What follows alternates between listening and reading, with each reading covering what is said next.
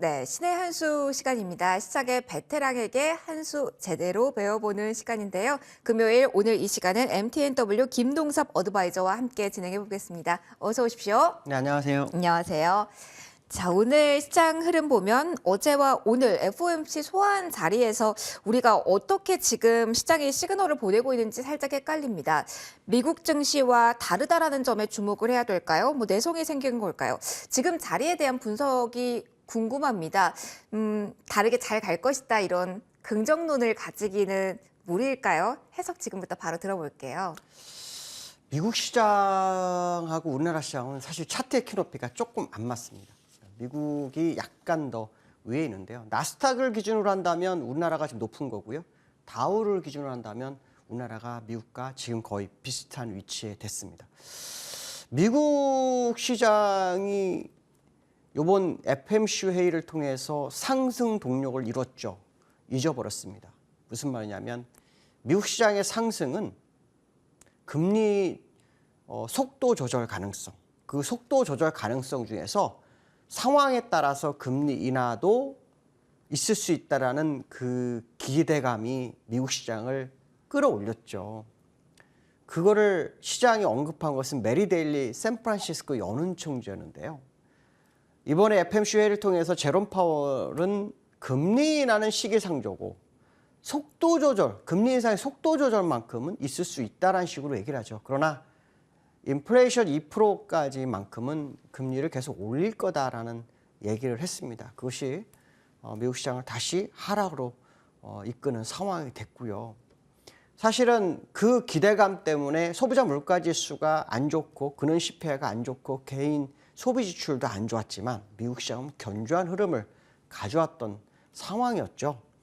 그렇지만 이제 그 이슈가 다시 시장에서 없어지고 결국은 인플레이션을 잡기 위한 금리 인상이 지속될 거라는 그 분위기가 시장을 장악하게 된 그런 상황이라고 본다면 미국은 일단 상승 동력을 잃었다. 이런 해석을 해야 되겠죠.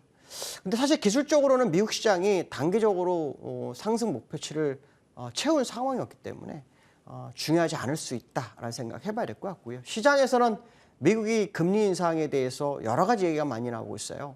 자이언트 스텝을 12월 달 한 번 더 할 거냐 아니면 빅 스텝으로 할 거냐. 거기에 포인트가 굉장히 많이 잡히고 있더라고요. 그리고 올해 최종 금리가 목표치가 얼마고 내년 금리는 어디까지 할 거냐 이런 얘기가 굉장히 많은데요. 미국은 사실은 자이언트 스텝을 할지 빅 스텝을 할지는 돌아오는 주에 발표되는 소비자 물가지수, 보통 전월 소비자 물가지수가 그 다음 달 10일이나 13일 사이에 발표가 나잖아요. 그래서 다음 주 정도에 나오는 소비자 물가지수가 굉장히 중요할 거다. 만약에 그 소비자 물가지수가 지난번에 9.1을 찍고 8.5, 그다음에 8.3, 8.2 내려왔던 부분을 더 둔화를 시킬 건지 아니면 다시 올라갈 거냐의 싸움이겠죠. 근데 제가 볼 때는 올라갈 확률이 굉장히 높아요. 지난주에도 제가 잠깐 말씀드렸지만 유가가 9월 달보다 10월 달이 높아요. 한 6불 정도 평균 가격이요. 6불이면 한 0.7% 정도. 소비자 물가지수로 8.2%가 지난번이었으니까 0.7%는 한 8.8 정도가 나오겠죠. 근원 CPI까지 올랐다면 거의 9 전후가 될 수 있기 때문에 어쩌면 연준 입장에서는 금리 속도 조절이라는 말이 다시 쏙 들어갈 수도 있는 그런 상황일 것이다라는 생각해야 될 것 같습니다. 사실 미국 시장은요, 지금 그 시장에서는 유동성이 회수되고 있는 거에 대한 부담감이 계속 커지고 있어서 어떻게 하면 시장 유동성이 다시 투입될까 이런 생각을 좀 많이 하는 것 같아요. 근데 그 레리 서머스라는 그 과거의 미 재무장관이었던 사람이 이런 얘기를 해요. 연준이 스탑앤고를 해서는 안 된다. 이게 무슨 말이냐면요. 금리를 올리다가 잠깐 멈췄다가 다시 금리를 올리는 일을 해서는 안 된다. 그냥 인플레 잡을 때까지 금리를 쭉 끌고 가야 한다. 이런 얘기를 합니다. 왜 이런 얘기를 하냐면 1970년대, 80년대에요. 미국 인플레이션이 발생해서 연준이 금리를 올립니다. 금리를 얼마를 올렸냐면 정확하게 그때와 지금 비슷한 시점인데 5%를 올립니다. 5%. 5%를 올리고 관망을 하자 합니다. 그때 인플레이션이 더 뛰어버립니다. 그래서 금리를 올리기 시작합니다. 올렸는데도 인플레이션이 잡히지가 않습니다.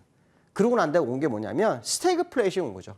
저성장 고물가가 시장에 닥쳤고 그로 인해서 폴 보커가 금리를 20%까지 올린 게 1920년입니다. 1980년입니다. 무슨 말이냐면 금리를 가지고 방향을 잡아서 인플레이션 잡은 다음에 금리를 멈춰야 되는데 조금 올리니까 시장에 침체 온다는 그 분위기에 금리를 멈추게 된 거죠. 그것이 결국 실수로 다가왔고 그것이 미국을 상당한 패닉으로 끌고 갔던 그런 상황이 있었다.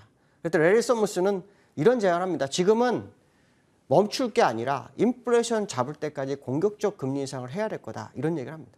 근데 실제로 연준에서는요. 이런 얘기가 많이 나와요. 최종 금리 목표치가 5.25% 정도 얘기를 하고 있습니다. 그러면 실제로 지금 연말에 0.75나 0.5 올리고 나면요. 내년도 올릴 수 있는 게 1%가 안 됩니다. 그거가 정말 인플레이션을 잡을 수 있을까? 굉장히 의문이 듭니다. 1970년대, 80년대에는요, 아시겠지만 지금보다 인구가 작았어요. 또 그때는 지금보다 돈을 덜 풀었습니다. 근데도 그걸 잡는데 그렇게 고생을 했는데 지금은 어떤 상황이었습니까? 제로금리를 2번을 했고 양적 완화를 거의 10년을 넘게 했습니다. 그때보다 더 많은 돈이 풀렸는데 이게 하루아침에 잡힐 거라고 생각하는 시장의 모습을 보면서 너무 안타까운 상황이다. 이런 생각을 해봐야 되겠죠.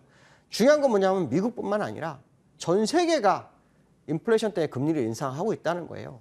유로존도 인플레이션이 10.75%인가 되죠? 10% 정도 되죠. 10.75%. 영국도 10%가 넘었습니다. 영국도 어저께 자이언트 스텝을 했죠. 지금 상황으로는 시장이 침체 오기를 것 때문에 두려워할 게 아니라 인플레이션을 잡아서 다음에 침체가 왔을 때 금리 인하로 시장을 방어하는 전략. 이게 더 현명하지 않을까. 뭐 이런 생각을 해봐야 될 것 같고요. 차트를 보면은 기술적으로 저는 사실 여기가 꼭지였을 거라고 봅니다. 특히 이번 상승은 속도 조절에 대한 기대감을 반영한 것도 있지만 사실은 연준의 어떤 그 생각을 바탕으로 한 중간 선거의 목표를 뒀다고 봅니다. 중간 선거는 언제 있습니까? 다음 주 화요일 날 있죠. 11월 8일에 있습니다. 이 중간 선거가 만약에 중심이라면 오늘 밤 내일 밤도 주가가 내릴 확률이 굉장히 높습니다. 왜냐하면 여기서부터 그 이슈를 가지고 올렸는데 그 이슈가 사라진 상태에서 중간 선거를 만났다면 여기서 올린 자들은 여기서 털어야 됩니다. 그러니까 결국 이번 주 내내 하락을 할 거라고 예상을 하고 있었는데 역시 3일 하락했죠. 오늘 밤 미국 시장이 만약에 또 하락한다면 월요일도 굉장히 조심해야 된다. 결국 미국은 상승 동력 잃은 상태에서 사실 주가가 제자리로 회귀하는 상황이 될 수도 있다라는 생각한다면 상당히 중요한 상황이다. 근데 사실 다우는 그래도 저점에서 여기 보시면 28,600에서요. 쭉 되고 32,000, 33,000까지 올랐어요. 그러면 굉장히 많이 올라온 거죠. 근데 나스닥은 좀 다릅니다. 나스닥 차트를 한번 보시면 나스닥 오히려 거꾸로 저점으로 오고 있죠. 실적 때문에 그렇습니다. 실적. 빅테크 실적들이 전부 안 좋습니다. 애플을 제외하고. 특히 실적이 예상을 상회하거나 예상에 부합이 되는 모습이 나와도 4분기 가이던스가 굉장히 안 좋습니다. 결론적으로 말하면 다음번에 오는 실적 시즌에 오면 나스닥은 정말 굉장히 좀 안 좋습니다. 물론 그럴 수도 있죠. 미리 가이던스를 굉장히 안 좋게 주고 4분기 실적 발표될 때는 괜찮았다. 이런 식으로 또 나올 수도 있어요. 그럼 한번 지켜볼 필요성이 있겠죠. 분명해서 뭐냐면 나스닥을 기준으로 시장을 볼 거냐, 다우를 기준으로 시장을 볼 거냐 본다면 항상 먼저 간 데를 따라가게 돼 있습니다. 무슨 말이냐면 나스닥이 먼저 밑으로 가고 있기 때문에 다우가 따라갈 확률이 굉장히 높다라는. 그렇다면 다우가 지금 받쳐준 것은 어떻게 보면은 중간 선거 때문에 시장을 받쳐준 누군가가 시장을 방어했다. 근데 그 방어할 때 올렸던 재료였던 상승 동력, 금리 속도 조절 가능성, 특히 금리 인하 가능성이 시장에서 사라진 이 상황 속에서는 굉장히 어렵지 않을까. 저는 사실 내년도에 미국이 제시하는 부분의 금리를 저는 한 7% 정도까지 보고 있거든요. 지금은 4%, 그렇죠? 4% 전후 사이에서 연말 가면은 4.75, 뭐 4.75냐 아니면 4.5냐 이 정도 되겠죠. 근데 저는 내년에 지금 상승폭에 다 절반 정도는 더 올려야 뭔가 방향이 나올 거라고 보는데 물론 마크 모비우스 같은 사람은 인플레이션 수치만큼을 제시하고 있습니다. 9% 정도 금리 인상을 제시하고 있는데요. 글쎄요, 9%는 좀 많은 것 같다는 생각이 들고 있고요. 다만 인플레이션이 못 잡은 상태에서 시간이 흘렀을 때 벌어질 수 있는 상황들을 한번 생각해 본다면 결국은 저성장이 발목을 같이 잡을 수 있다. 그럼 인플레이션과 저성장이 같이 잡았을 때 중앙은행이 할 수 있는 게 아무것도 없는 상황이 될 거라는 거죠. 그럴 바에는 차라리 지금 시장 대응이 좀 빠르게 나오는 게 더 현명하지 않을까 이런 생각 해봐야 될 것 같고요. 두 번째는 삼성전자가 정말 세죠. 6만전자를 계속 찍고 내려오고 반복을 하고 있습니다. 이 삼성전자를 제가 지난번에 말씀드릴 때 이 수급적으로 너무 맞지 않는다라는 얘기를 했는데 지금 우리나라의 외국인이 10월 1일부터 지금까지 들어온 돈이 약 4조 2천억 정도 됩니다. 근데 요 근래 며칠을 제외하고는 거의 다 삼성전자하고 SK하이닉스에 집중하고 요 며칠은 2차 전지 쪽으로 거의 몰려가는 그런 상황인데요. 왜 2차 전지가 그렇게 센지는 모르겠지만 삼성전자가 현재 더 못 가면 국내 시장에 더 갈 수 있는 공간은 없다라고 판단했을 때 삼성전자의 방향성을 좀 볼 필요성이 있는 거죠. 중요한 건 삼성전자가 반도체 실적이 별로 안 좋은 상황이에요. 그래서 이 실적을 어떻게 채울지에 대한 부분이 아주 앞으로 시장의 방향성이 상당히 중요할 거라고 보는데요. 저는 사실은 이 삼성전자를 올린 외국인들에 대해서 굉장히 생각이 많습니다. 왜냐하면 지금 현재 대차장고가 상당히 많습니다. 대차장고가 계속 주가가 올라오면서 대차장고가 계속 늘어서요. 지금 엄청 많은 상태인데 매수를 하면서 대차장고를 늘리는 자체가 우리 일반 투자가 입장에서 굉장히 이해가 안 되는 거거든요. 그래서 그 대차장고가 줄어드는지를 꼭 확인하셔야 됩니다. 왜냐하면 대차는요, 대차거래는 빌려서 파는 거잖아요. 그걸 할 수 있는 사람은 사실 개인도 하고 다 할 수는 있어요. 그러니까 대부분 누가 합니까? 외국인하고 기관이에요. 근데 기관보다는 외국인이 더 많이 하죠. 근데 외국인들이 매수를 해서 올렸다? 근데 대차거래가 늘었다. 그러면 안 맞잖아요. 그렇죠? 외국인이 서로 다른 외국인일 수 있어요. 물론 지금 얘기 나온 것 중에 뭐냐면 차이나론이라 그래서 시진핑이 3기 연임을 하는 상황이 발생했고 그로 인해서 위기감을 느낀 돈이 여기에 지금 들어오고 있다는 말은 있어요. 근데 그게 얼마나 될지는 한번 지켜봐야 되겠죠. 그래서 기존에 매도했던 외국인과 지금의 외국인이 다를 수 있다. 이런 생각도 해볼 수 있겠죠. 어쨌든 중요한 것은 뭐냐면 삼성전자가 지금 더 갈 수 있는지 없는지에 대한 부분. 물론 지금 시장에서는 삼성전자에 대해 여러 가지 이슈를 좀 만들어내려고 하는 것 같지만 좀 더 지켜볼 필요성이 있겠다. 제가 볼 때는 기술적으로 조금 부담이 오는 그런 자리에 오기 시작했다라는 것만큼은 좀 맞지 않을까. 뭐 이런 생각 해봐야 될 것 같고요. 세 번째로는 요 근래 뉴스가 나왔었는데 제가 잘 요 얘기를 한 6, 7년 전에는 많이 얘기를 했었어요. 6, 7년 전에 얘기했는데 지금 거의 안 하던 건데 금입니다. 금. 아시겠지만 금값이요. 똥값이라면 똥값. 네. 금이 똥값이 됐다. 이게 무슨 말이냐면요. 원래 인플레이션이 커지면 금값은 폭등을 해야 됩니다. 해지 수단이거든요. 금값이 안 갑니다. 이게 금값이 안 가는데요. 이게 금이 과거에 어떤 일이 벌어졌냐면 과거에 존 폴슨이라고 아실 거예요. 유명한 투자가인데요. 그가 금을 싹쓸이를 합니다. 싹쓸이를 했더니 금값이 어떻게 되냐면 쭉 빠져버립니다. 그래서 론스당 1,100불, 1,100불 중후반까지 밀려버립니다. 그러니까 존 폴슨이 손해를 보니까 손을 들어버립니다. 손을 들어버리고 뒤로 딱 빠지니까 그때 무슨 일이 벌어졌냐면 중앙은행이 막 들어옵니다. 세계적인 중앙은행들이 싹 다 들어와가지고 걷어올린 게 뭐냐면 1,100불대입니다. 그래서 어디까지 끌고 가냐면 2,000불까지 날립니다. 그리고 주가도 거기서 꼭지가 딱 나오게 됩니다. 제가 왜 말씀드리냐면 지금 현재 쌍봉치고 내려가는 이 시점으로 봤는데 이 자리에서 중앙은행들이 싹쓸이를 하기 시작했습니다. 9월 달에만 400톤을 걷어 올렸다고 하죠.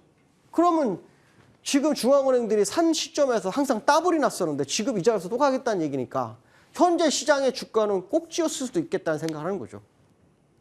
그러니까 금은 안전자산이거든요.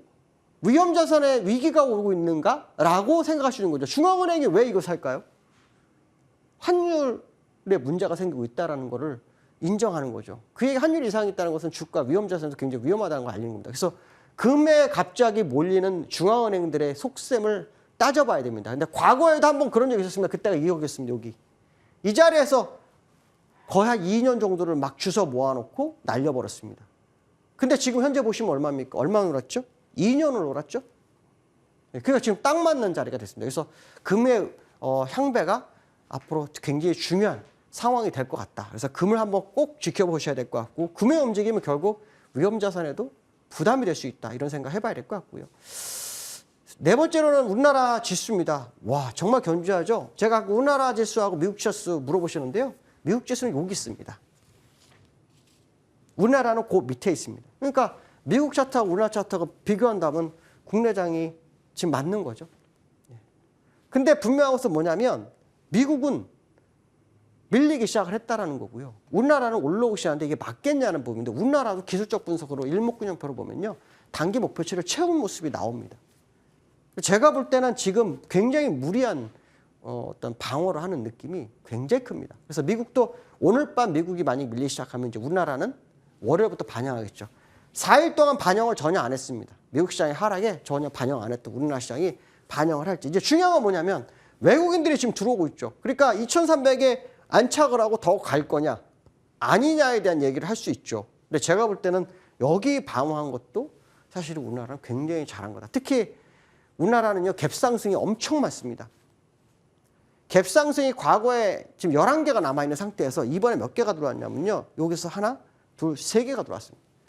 단기적으로 갭상승이 요 근처에 들어오면 무조건 다 메웁니다. 그게 무슨 말이냐면 지금 여기서 갭상승을 두고 가기에는 사상루각을 짓는 거하고 똑같습니다. 모래 위에 성을 짓는 거기 때문에 이 갭상승이 메워줄 확률을 열어두고 보시는 게 좋겠고요. 중요한 것은 뭐냐면 외국인들이 얼마나 더 들어올 거냐에 대한 부분인데 제가 지난번에 한번 그런 얘기 했어요. 단기적으로 외국인이 우리나라에 들어올 수 있는 돈이 가끔 있다. 추세적으로 들어오냐 단기적으로 들어오냐의 싸움인데요. 단기적으로 들어오는 돈은 보통 3억 5천에서 4억 요 주변 어디입니다. 근데 현재 4억 1천만 원 정도 그렇습니다. 4조 죄송합니다. 4억이 아니라 4조입니다. 말 잘못했다. 3조 5천억에서 4조 1천억입니다. 말하다 보니까 말을 잘못했습니다. 현재 4조 1천억 정도 들어와 있는 상태입니다. 그러니까 들어올 만큼 충분히 들어온 상태다. 거기서 삼성전자에 들어가는 게 갑자기 멈칫한 거죠. 과거 사례는 삼성전자를 그런 식으로 들어와가지고 쭉 당겼다가 털고 빠지는 상황이었는데 삼성전자는 멈춰버리고 나머지 며칠 동안 뭐가 들어갔냐면 2차 전지 쪽으로 들어왔습니다. 2차 전지들이 시세를 끌어올리는 역할을 할 수 있을까요?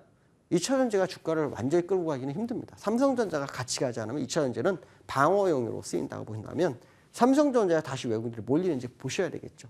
그게 아니라도 현재 국내장은 제가 볼 땐 단기적으로 반등은 미국처럼 거의 끝나가는 과정일 수도 있다는 생각을 한번 해봅니다. 그렇기 때문에 리스크 관리는 여전히 필요하고요. 가장 중요한 것은 뭐냐면 미국 시장의 상승 동력을 잃었다는 말을 제가 드렸죠. 국내장도 그 상승 동력이 없다는 겁니다. 물론 증강금이 들어오고 뭐 별게 다 있지만 사실은 뭐가 끝나야 되죠? 금리 인상이 끝나야 됩니다. 또 뭐가 끝나야 됩니까? 인플레이션이 끝나야 됩니다. 그게 아니라면 상승 동력이라는 것은 그냥 다 의미가 없는 겁니다. 미국도 결국 금리나 가능성에 대한 속도 조절 가능성에 대한 부분이 미국 장을 끌어올린 거거든요. 28,600에서 33,000까지요. 그렇다면 그 동력이 없어졌고 우리나라도 역시 금리 차로 해서 금리를 올려야 되는 상황이라면 지금 장 100% 신뢰하기에는 좀 부담스럽다. 이런 말씀 드리고 싶습니다. 오늘 여기까지 하겠습니다. 감사합니다. 네, 기대감을 가시는 분도 많으셨을 듯한데요. 리스크 관리 여전히 필요하다. 그리고 상승 동력에 관해서 무엇인지 좀 우리 모두 주말 동안 좀 생각을 더 해볼 필요가 있을 것 같네요. 자, 오늘 말씀 여기서 마무리 짓도록 하겠습니다. 지금까지 MTNW 김동섭 어드바이저와 함께했습니다. 고맙습니다, 위원님.